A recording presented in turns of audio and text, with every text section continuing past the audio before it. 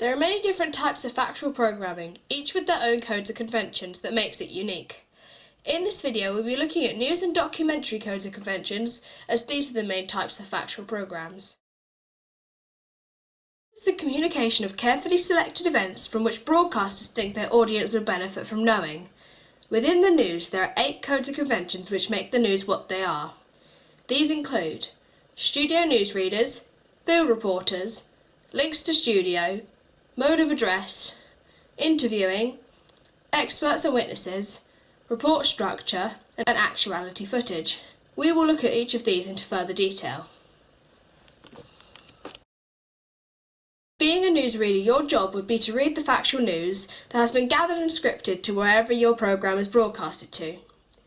When looking at a studio newsreader, you have to consider their dress codes, language, mode of address, dialect, balance, impartiality, technology, and the news anchor themselves.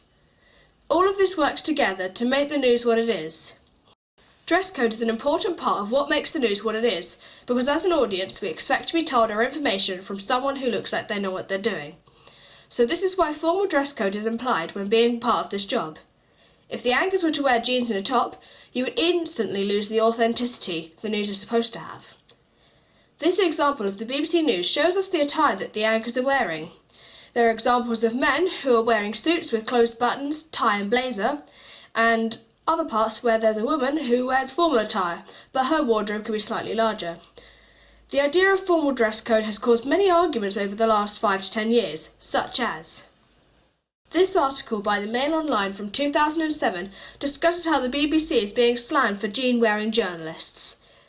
Written by Paul Revoir, this opinionated article gives his side to how casual wear shouldn't be used for news, as it could distract from the gravitas of the news operation, and also discusses about women reporters' dress style. But this is just from one article, and you can already see the disagreements that many people are having, which is why the adopted dress code has always been formal, unless you're a field reporter of course, because it keeps it fair and the same. The only exception to this is weather reporters who can dress more casually. When you listen to a news anchor, you want to hear professionalism and sophistication in their language, such as using the correct terminology and talking in such a manner that their audience understands what is being said. This example that it's playing is a perfect example, as is most other news programmes that are played, as it is necessary to speak in a way that both your audience and yourself understands, and as not to offend others from misinterpreted language. This is the way that the anchor addresses their audience, and is also very important to get right. You want to have a formal and informative tone for your viewers, as this makes the information easier to understand, and it makes it feel like the person who's given the information is trustworthy. When addressing the audience, it's always important to keep eye contact, as this gives their audience the impression you are informing them, as if you were a face-to-face conversation.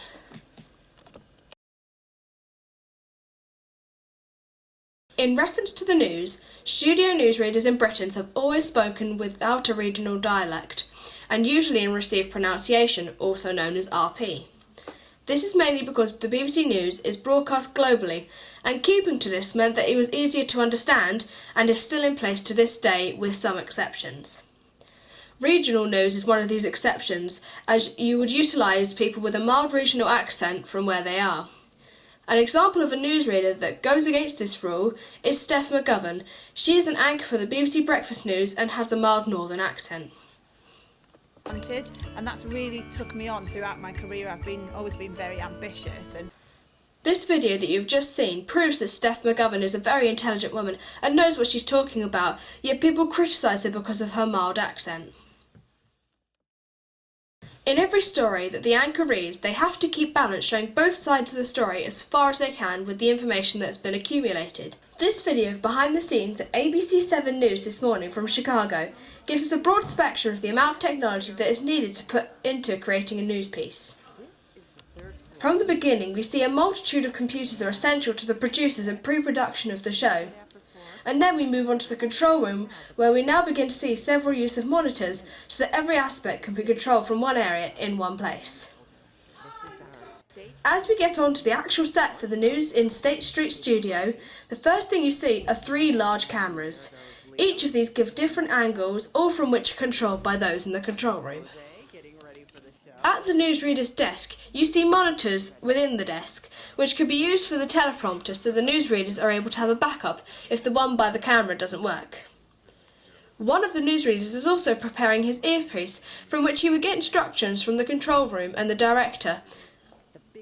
Lastly, we are taken over to where there is a traffic report, and the piece of technology that is being used here is an interactive TV, much like a giant iPad.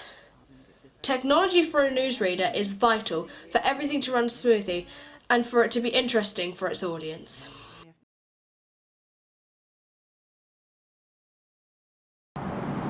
These are the people known as broadcast journalists that add extra depth to a story by reporting on location. They are also known to newsreaders as correspondents that they link to. With the dress code given for field reporters, it has to be slightly more casual because obviously they're shooting on location and they have to make way for terrain and weather at that location. For example, in this location it's freezing, so I've chosen to wear a coat. This means you can't really see what I'm wearing underneath. I'm also wearing trousers and grippy shoes because the terrain I'm walking on is grassy and wet. Because I'm shooting on location, I'm going to know more about the story than the newsreaders. And so my language has to be more technical and more accurate to the story. I have to try and keep my language more formal as to seem professional, but obviously because I'm shooting on site, it's going to be more colloquial, especially when I'm talking to eyewitnesses. Depending on the situation I'm put in depends on the language that I use. As I'm speaking directly to the audience, the way I address them is going to be slightly more informal, especially if the story that I'm reporting on includes movement or the integration of other people. Being a correspondent, the uses of regional accents is more likely because obviously depending on where you are in the UK, depends on what accent you hear. So say you're going to Wales, you're going to hear a Welsh accent. However, it can't be a very strong accent because the story needs to be understood nationally and internationally. And obviously if someone had a really strong accent, it could hinder someone's understanding of that story.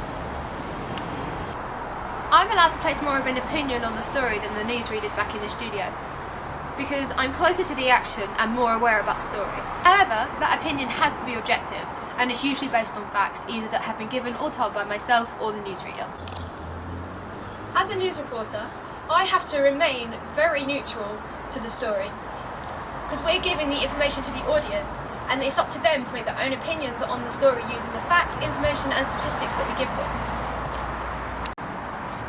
The technology that I would have as a field reporter would be really minimal because I'm shooting on location. An earpiece may be used to let me know how much time we have. Lightweight cameras so that the footage that we're trying to gain on the story I'm reporting on can be gained easily. And access to a video connection so I can be received by the studio. And a microphone so that the person I'm talking to and myself can be heard. The advantages of having a field reporter when you have a story on the news is that it instantly makes the news more interesting and realistic for the audience watching, as watching a newsreader talking at a desk for half an hour would be really boring. And plus, it can be more relatable if you have access to experts and eyewitnesses on the scene. The audience are also able to make a more informed opinion and can usually help to trigger more of an emotive response. The disadvantages of being a field reporter or having a field reporter are as followed. It can become dangerous if your story is based on a violent breakout or war. Being a field reporter can also mean having little pay. What happens on location can be unpredictable for both the reporter and the studio newsreader and can ruin the story. There are arguments to whether field reports do actually add anything to a story, as much of the information is already given by the newsreader. There is a possibility of the situation becoming over-dramatised, as the reporter may feel too strongly about the subject. And technology, in the case of a field reporter, may fail. Here is an example of such a thing happening. Has been published. Our royal correspondent Nicholas Witchell has the details at Balmoral for us now. Nicholas, what does it say?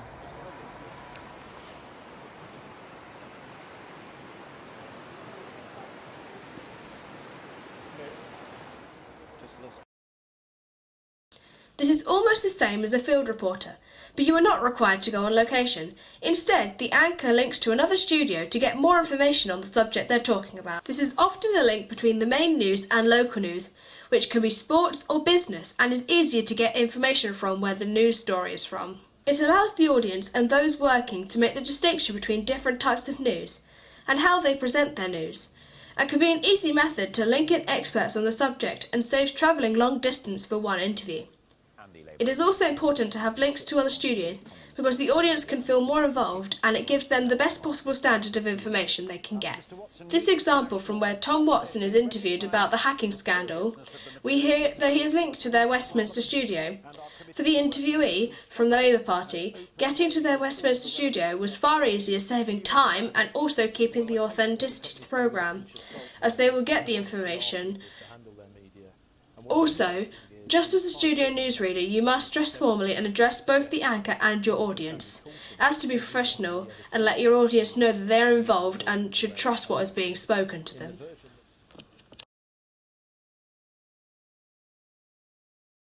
Different news programmes and broadcasters seek to address their audiences differently, and are always dependent upon their target audience.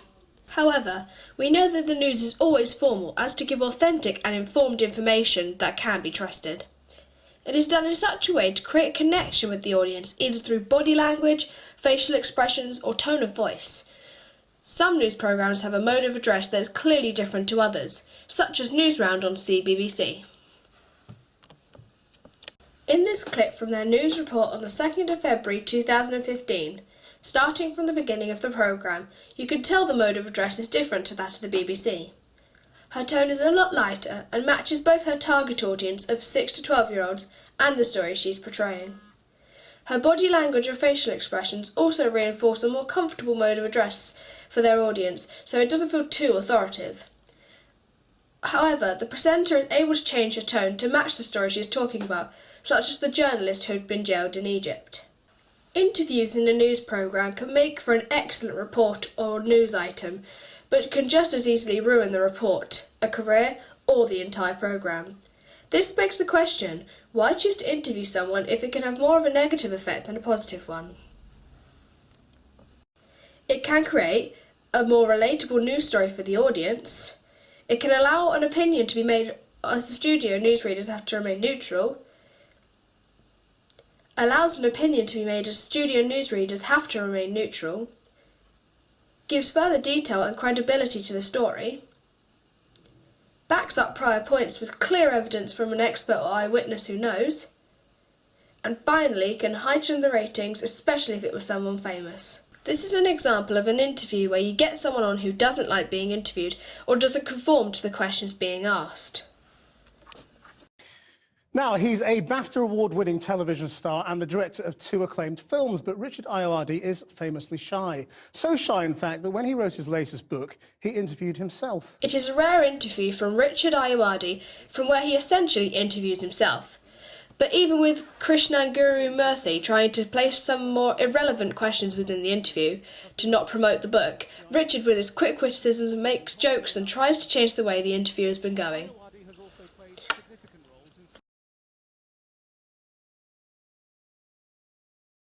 One, make your interviewee feel important. 2, preparation. You need the script, you need the technology sorted, and you need some questions to ask your interviewee. 3, context. What is the theme of the overall story? 4, be neutral. Don't ask loaded questions, although there are some exceptions. 5, dress code. 6, report with the interviewee. 7, eye contact and interest in what is being said.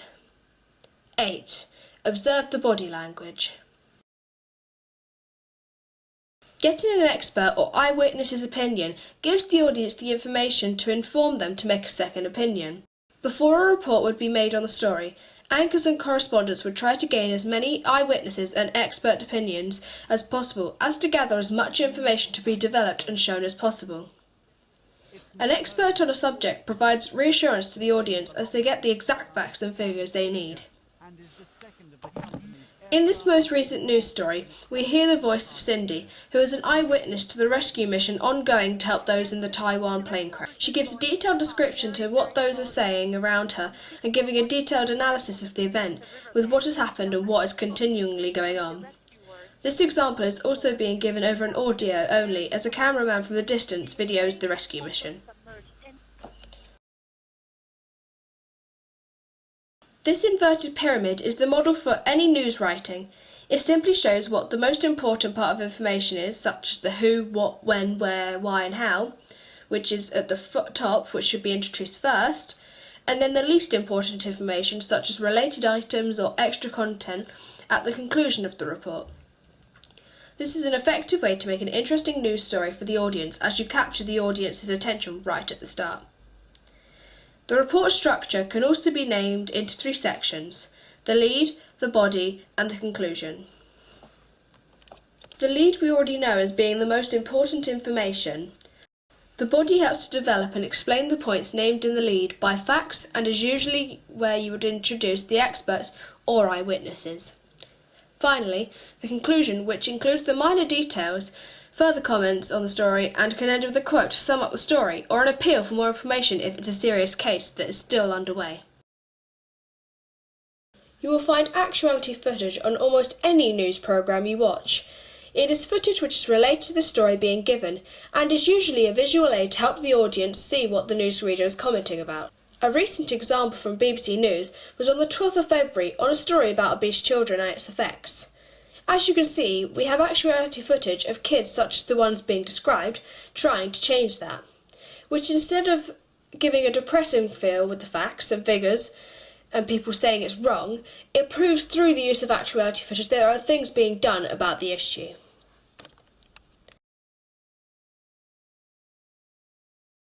A documentary is a broad term to describe a non-fiction movie or programme that either documents or captures reality in some aspect.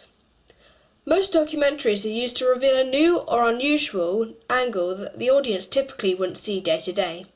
They can be funny, poignant, disturbing, ironic, absurd, inspirational, amusing, shocking, or any of these combinations. Its aim is to give the audience a view into something they feel mainstream media doesn't cover enough, and usually seeking for their audience to end up feeling one of these emotions. There are 5 main documentary modes that are used by filmmakers of documentary. These are expository, observational, interactive, reflexive, and performative. Each has their own unique codes and conventions to represent it and to be interesting to its audience. These will be explained within the second section of this commentary. This is the classic form of documentary, as it seeks to expose a person or a topic throughout the film or programme. It is also defined to uncover images which the audience may not be accustomed to, such as a wildlife documentary. It speaks directly to the viewer in the form of authoritative commentary. It is otherwise known as the voice of God.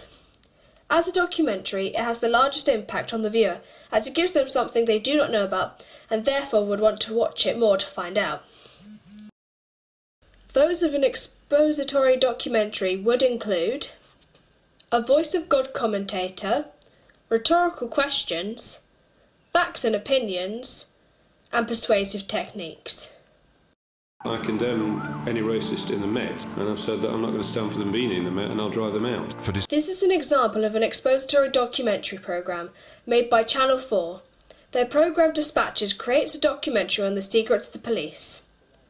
The trailer proves that this is an expository documentary, as you have a voice of God commentator questioning the situation. Facts are given from those within the force and those battling against the good the police are doing.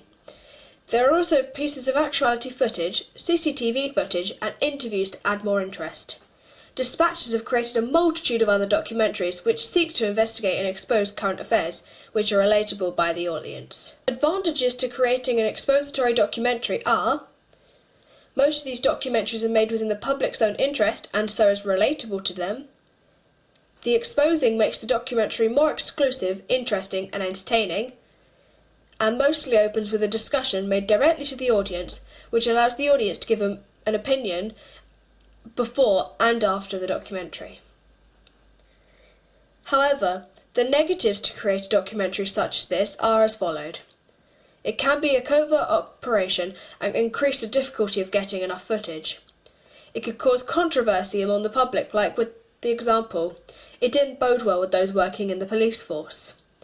And Finally, you can't plan it in advance, and so the filmmaker cannot be in control of what happens or what they capture on camera. An observational documentary often is one that follows a person or a subject around to observe the events that occurs in the subject's life. There are usually no interviews as the filmmaker doesn't get involved, and continuous long shots are used throughout. They attempt to simply and spontaneously observe life with minimum intervention. Typical codes and conventions you would find in an observational documentary are location shooting with the use of handheld cameras, long duration shots, direct sound recording, no voiceover, no interviews, documentary makers do not appear, and subjects typically ignore the camera. This example of 16 and Pregnant is an observational documentary because they ignore the camera as they go throughout their own lives of pregnancy. Audiences enjoy observational documentaries because it's not scripted, and some people find it more interesting to watch other people's lives, especially in this situation. Below are listed some advantages and disadvantages of using an observational documentary. Advantages. Nothing you see in a documentary is influenced by the filmmaker, so it's all natural. It's simple to film, as not a lot of equipment is needed due to the filmmaker needing to be as subtle as possible as not to ruin the environment that he or she is in. And lastly, it is more of a realistic interpretation of the truth because nothing has been changed. Disadvantages. The biased footage that is gained can give a certain lack of control, which can lead to a weak argument as they may not have enough for both arguments or not enough. People can play up if they see the camera, such as acting silly or lying. And finally, it can be in less depth compared to other styles of documentary because of the filmmaker not being able to influence or add any other information over what they have gained.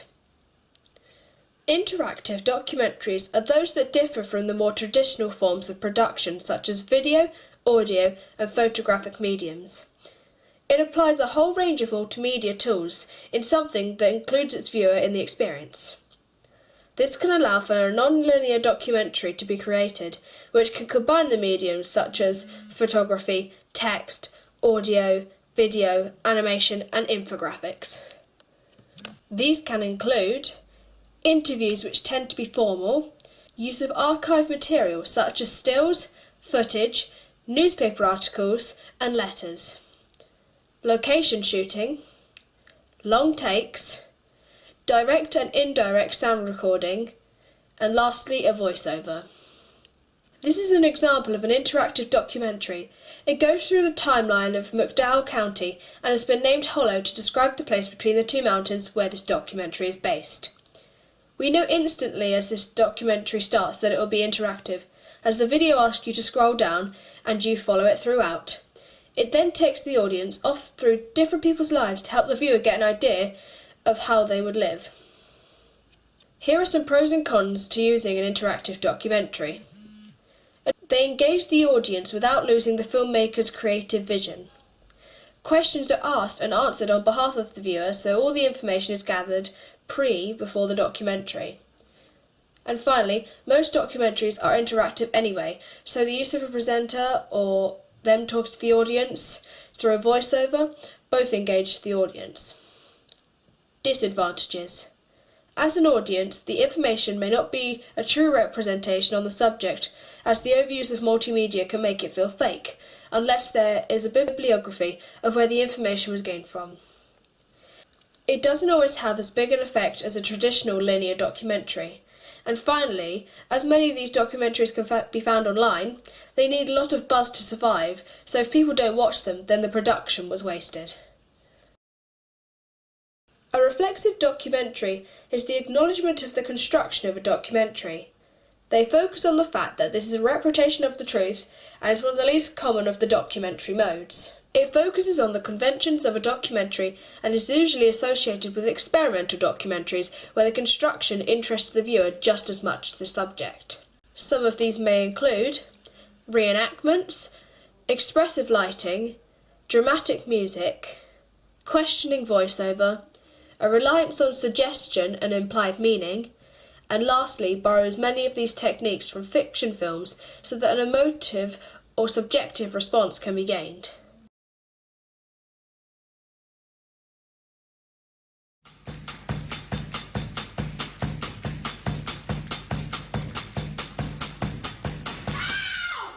an example of a reflexive documentary. The filmmaker Nick Bromfield decides to make Driving Me Crazy, but only if he could experiment with the documentary. We know that this is a reflexive documentary because we can see from the trailer that the cameraman is seen in the mirror, so that as an audience we are already aware of it being filmed. Mistakes that are made, such as the cameraman bumping into the chair and the continuous filming before and after interviews, prove to us as an audience that the documentary is almost being constructed right in front of our faces, and this therefore makes it reflexive. For reflexive documentaries, there are pros and cons of using it. These are: advantages. Can be much more interesting for the viewer, cheaper to film, as you don't need a huge crew or major amounts of equipment, which makes it more simple, and allows the audience to see the process of creating, which can be both as educating as the subject shown. Disadvantages. Often looks unprofessional as not following the typical codes of conventions. Distracts the viewer from the subject as they focus on what is being done wrong as the filmmaker experiments rather than the focus of the documentary. And makes it difficult to watch as it's different compared to traditional conventional documentaries that the audience are used to seeing. Performative documentaries are based around a filmmaker's opinion of a topic, where the filmmaker is directly involved in the documentary, like a presenter or a test subject. They can be either objective or subjective, depending on the filmmaker's purpose for the documentary. Codes and conventions that you would typically find when watching a performative documentary are: the filmmaker will interact with their subject as to perform in the documentary and will usually comment on the process. Can often be shaped into a narrative of an investigation or search, which can have no conclusion. Addresses the audience in an emotional and direct manner. Soundtracks related to documentary. Subject matter often concerns identity rather than factual topics. Some pros and cons of a performative documentary are: advantages. More realistic and personal, engaging the audience as if they were there with the documentary maker. Produces more evidence than somebody just saying facts instead of there being in the action. Can create an opinion-based documentary based on facts, allowing the audience to side with the filmmaker, and makes a well-rounded documentary. Disadvantages. Can be very subjective as it's an opinion-based style. This can cause inaccuracies and a loss of gravitas. Can put the filmmaker in danger, for example Bear Grylls. And, finally, can become more biased. This often adds to the authenticity of a factual programme because it is real events being shown and given information from. Having realistic events portrayed and filmed makes it easier for the viewers to invest in because you know the information given is true and don't need to visualise it. This can be achieved through the use of archive footage, interviews and location shooting. Those which you would associate with realism are handheld cameras, reflective, natural light, underproduced and location shooting.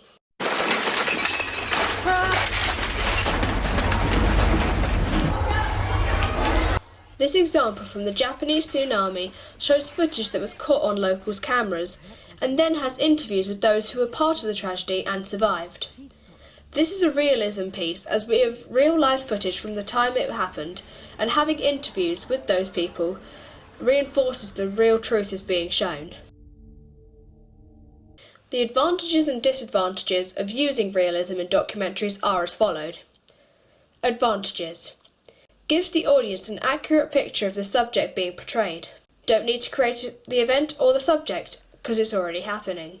More relatable for the audience, and they can become emotionally invested.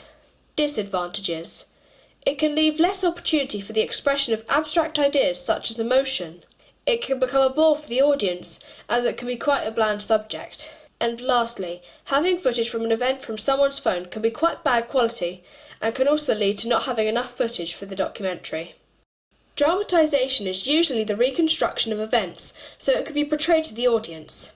It is often found in historical documentaries as there is usually a lack of archive footage, so a representation of the truth is needed. It helps the viewer to visualise the event, however it shouldn't be confused with docudramas.